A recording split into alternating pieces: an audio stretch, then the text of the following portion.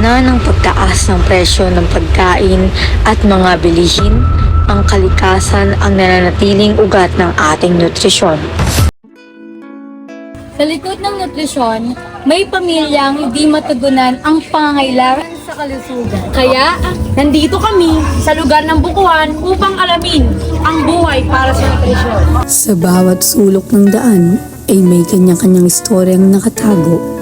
Sa bawat ngiti ng mga batang patuloy na lumalaban sa hamon ng buhay.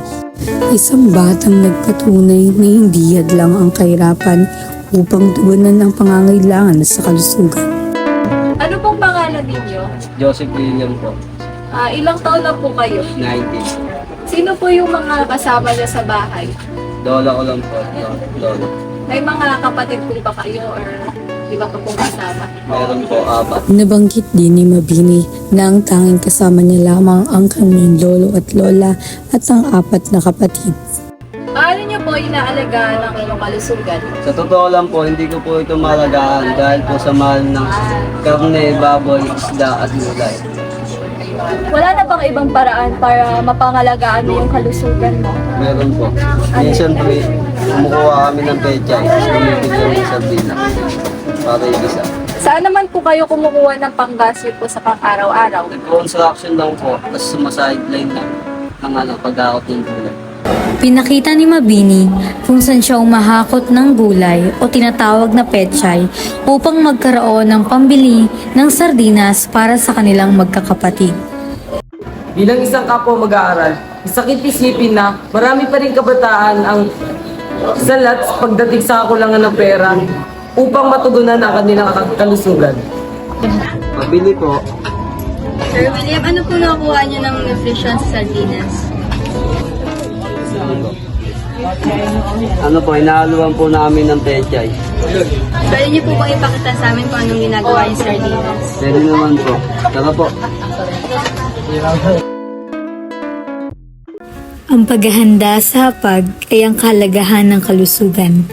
Dito, pinapakita kung ano ang naidadagdag sa ating nutrisyon.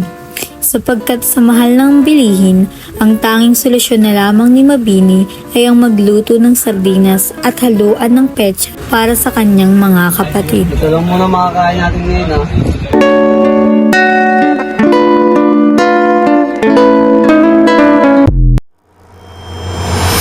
Sa likod ng bawat nutrisyon ay may kalikasan na unting-unting nasisira.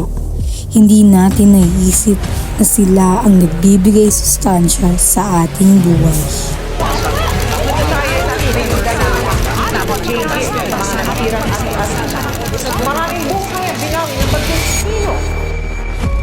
If you kill the environment, you kill everything. So muli, sa ikalawang araw, narito kami ulit sa bayan ng Bukuan sa Tahan ng Pateros.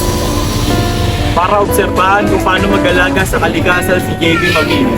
Tara, saksihan natin ang buhay ni Mabini. Sa bawat pagtatanim, dito nakakuha ng sustansya ang katawan ng tao.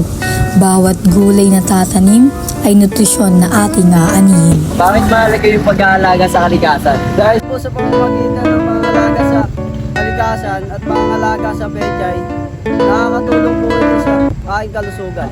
Sa dokumentasyon ng buhay ni Mabini ay nalaman natin kung gaano kahirap ang nutrisyon kapag tumaas na ang mga bilihin. Ang kalikasan ng pinagmumulan ng pagkain nagbibigay buhay sa atin.